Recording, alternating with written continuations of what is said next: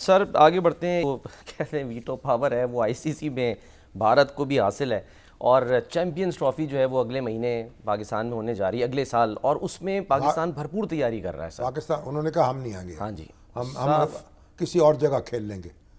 वो hybrid model की जो है ना, यानी कि वो बात करते हैं दुबई में कहीं और ऐसा कोई बंदोबस्त कर ले। हाँ जी, अब कोशिश तो सर यही की जा रही है कि मोहसिन नकवी साहब तो कहते हैं जी कि नहीं, अगर इंडिया जो है वो नहीं आएगा तो हम भी उसके साथ नहीं खेलेंगे, जो हो सो हो।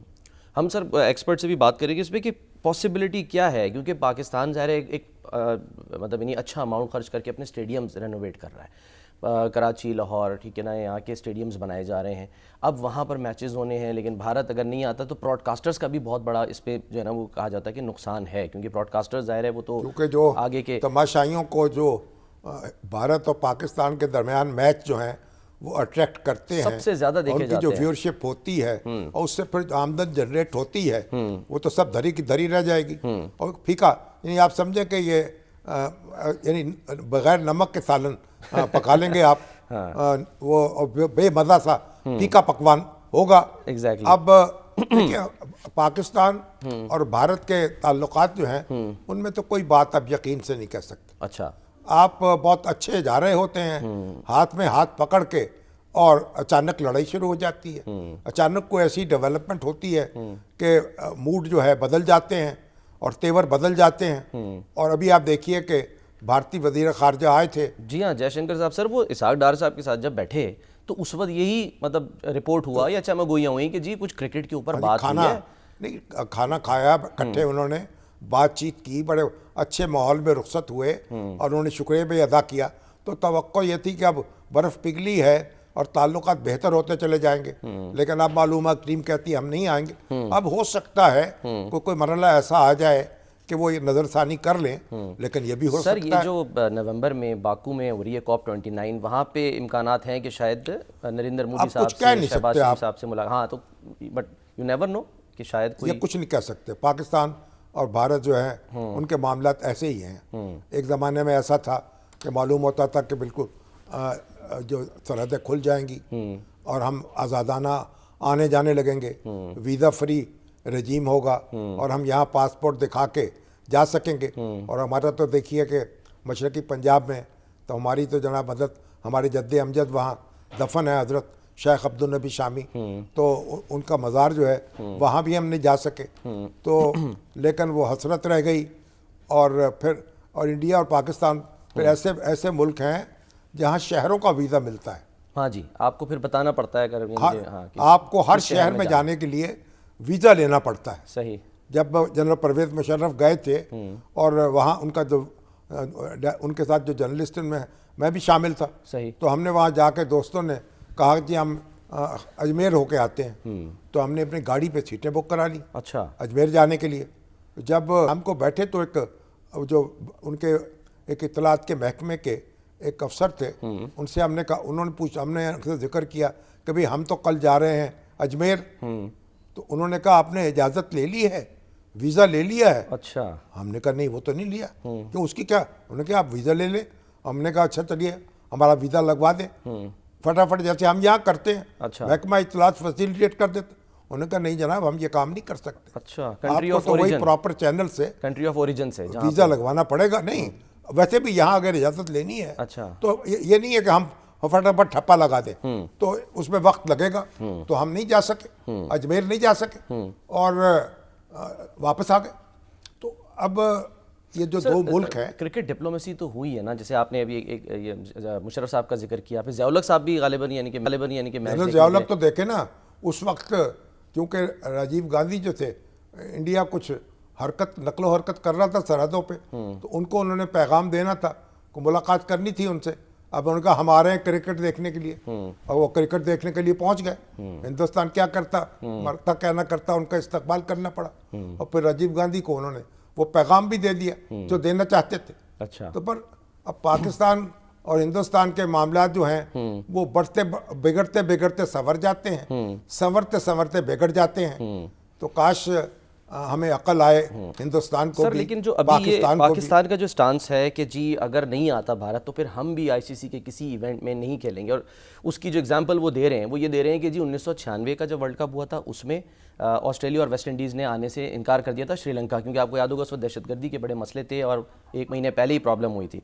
तो अब जो है वो ये मिसालें देकर, और 2000 की जिसमें न्यूजीलैंड जो है वो नहीं गया था, कीनिया और जिम्बाब्वे, तो क्या ऑप्शन है? ज़रा मिर्ज़ा इकबाल भी साहब हमारे साथ सर मौजूद हैं, उनसे हम बात करते हैं। अस्सलाम वालेकुम इकबाल भाई। वालेकुम अस्सलाम सलमान, अस्सलाम वालेकुम शामी साहब।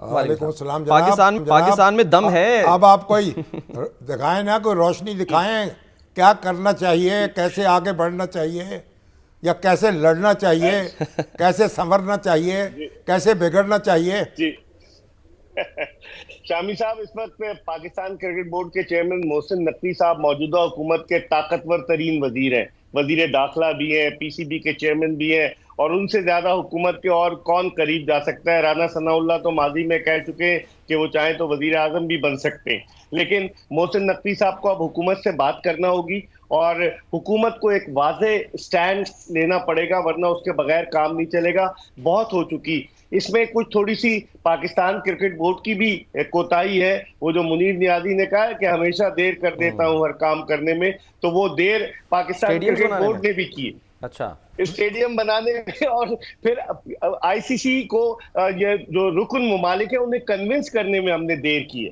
जो आईसीसी की मीटिंग होती थी, हम फोर्सी कर रहे थे कि भारत हमेशा आखिरी लम्हे पर हमें डिच करेगा, तो हमें पहले से लॉबिंग करनी चाहिए थी। हमने कोई लॉबिंग नहीं की, माफ कीजिएगा, जिसकी वजह से जी। आपके ख्याल में जो स्टेडियम है वो अब देर से बनाना शुरू किए हैं, ये भी एक वजह हो सकती? देखिए शामी साहब, स्टेडियम का तो वो कह रहे हैं कि 30 दिसंबर तक, 31 दिसंबर तक मुकम्मल हो जाएंगे। 10 दिन और वो कह रहे हैं ले लें, लेकिन 19 फरवरी से है ना टूर्नामेंट। स्टेडियम का मामला नहीं है, मामला भारत की हठधर्मी का है शामी साहब, जो आपको बिल्कुल तनहा करना चाहता है। अब ये क्या स्टैंड लेते हैं? उसने जो आईसीसी को जो ऑप्शन मिले हैं, जो मुझे पता चला है, या तो हाइब्रिड मॉडल हो या फिर पाकिस्तान से पूरे का पूरा टूर्नामेंट कहीं और कराया जाए और पाकिस्तान को होस्टिंग राइट्स की मद में जो भी पैसे वो दिए जाए। लेकिन पाकिस्तान क्रिकेट बोर्ड नहीं चाह रहा।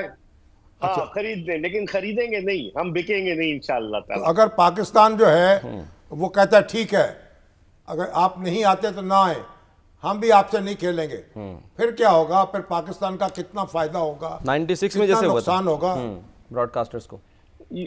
शामी साहब, सलमान, जो मैच हुआ था पाकिस्तान का इंडिया के साथ, 1.639 बिलियन लोगों ने उसको देखा था। आप अंदाजा लगाएं कि कितनी उसकी व्यूअरशिप थी और कितना बड़ा फाइनेंशियल एस्पेक्ट था, कि इतना माली फायदा हुआ। तो पाकिस्तान और भारत का अगर मैच नहीं होगा तो क्रिकेट तो बेमजा हो जाएगी। एशेज से भी ज्यादा पाकिस्तान भारत के मैच की वैल्यू है, और पाकिस्तान इस वक्त एक स्टैंड ले और बोले कि जी हम तो नहीं खेलेंगे, अगर आप नहीं खेल रहे तो हम भी नहीं खेलेंगे। वो अपनी हुकूमत पे डाल रहे हैं। अब हमें अपनी हुकूमत से रुजू करना है। हमारी हुकूमत पिछले साल बिलावल भुट्टो जरदारी वजीर खारजा थे, उन्होंने इजाजत दे दी थी हुकूमत से बात करके कि जाकर आप 2023 का वर्ल्ड कप खेलें, लेकिन अब क्या वही बात दोहराई जाएगी? क्या हम उनके आगे घुटने टेक देंगे? मेरे ख्याल में अब वक्त आ गया है। आखिर कब तक हम मसलहत पसंदी से काम लेते रहेंगे? अब आंखों में आंखें डालकर बात करें। ये जज्बाती गुफ्तगू कर रहे हैं, इसका हमें फायदा क्या होगा और नुकसान क्या होगा? फ्यूचर टूर प्रोग्राम की अगर बात करें, जो हम इसका हमें एक तो डट के खड़े हो जाएं, घुटने ना टेकें। शामी साहब, इसका जो फाइनेंशियल लॉसेस होंगे वो आईसीसी के होंगे, और आईसीसी हर साल तकरीबन 650 मिलियन रुपीस अपने रुकन ममालिक में तकसीम करता है। तो अगर आईसीसी को माली नुकसान होगा तो रुकन ममालिक के पैसे भी कटेंगे। भारत को 35% शेयर मिलता है जो पूरी आमदनी है साल की। तो वो अगर इस पे पाकिस्तान जाए कि हम नहीं खेल रहे, तो फाइनेंशियली हमें नुकसान तो होगा, लेकिन हम तो डूबे हैं सनम, तुमको भी ले डूबेंगे। और पाकिस्तान जो ये कह रहा है कि हम फिर कभी नहीं खेलेंगे इंडिया के साथ, आईसीसी का कोई भी इवेंट नहीं खेलेंगे। जी, अभी तो पाकिस्तान, ये जज्बाती बात है कि हो सकता है आइंदा बर्फ पिघले, कुछ ना कुछ आईसीसी जो करे, लेकिन आईसीसी एक शुतरे बेमुहार है जिसका कोई वाली वारिस नहीं है। भारत उसको कंट्रोल करता है, सर्कस का शेर है। अच्छा, ये भी कहा तो जा रहा है भारत कि उसे पाकिस्तान कंट्रोल जो है करता है। क्योंकि अब एफटीपी ICC जो क्या है वो stand सब साइन कर देते हैं ना, बाकायदा कॉन्ट्रैक्ट्स होते हैं, उसको साइन किया जाता है, तो क्या उसको कोई आलमी अदालत में भी ले जा सकता है पाकिस्तान इस सिलसिले में या नहीं? नहीं, बताए तो मुश्किल नजर आता है स्पोर्ट्स में, जो जिसमें कि नागहानी आफत हो या फिर कोई आपके पास कोई रीजन हो, जेन्युइन वैलिड रीजन हो, तो उस सूरत में आप बायकॉट कर सकते हैं। लेकिन अगर कोई जेन्युइन रीजन नहीं है तो फिर कैसे आप जाएंगे? आप ये भारत तो ये रीजन दे रहा है कि जी दहशतगर्दी हो रही है, इस वजह से हम नहीं जा रहे, हमारी सिक्योरिटी नहीं है टीम की। लेकिन तो तहरीरी अभी तौर पे तो इंग्लैंड की अभी भी कुछ तो नहीं कहा टीम ना, आई वो तो थी, देना पड़ेगा भारत को लिख के, इसका मतलब है अब। उन्होंने आईसीसी को सलमान भेज दिया है, ठीक है, आईसीसी ने अब पाकिस्तान क्रिकेट बोर्ड को कन्वे कर दिया और ठीक पीसीबी है, अब हुकूमत चलें, के साथ बात कर रहा है। ठीक है, बहुत बहुत शुक्रिया मिर्जा इकबाल के साथ आलमी मौजूद। अदालत की बात की आपने, इसका क्या ताल्लुक है इससे? सर ये हो रहा था रिपोर्ट हम के वो, ऐसे ही नहीं सर, बेतुकी बातें करते सर हैं। बेतुकी नहीं, वो रिपोर्ट होती है ना कौन चीजें, सी तो रिपोर्ट? ये रिपोर्ट नहीं, हुआ है। आलम इस्लाम यानी ये जो क्रिकेट है, आज तक कोई मुकदमा गया है हाँ, उसमें इंटरनेशनल कोर्ट में? नहीं सर, होता है, ले जा सकते हैं, तो वो अब वो ना लेके जाए या ना जा सके। हाँ, और वहां से क्या फैसला होना है? वहां से तो इसराइल के खिलाफ फैसला हो चुका है, ठीक उसके है। बाद क्या हुआ?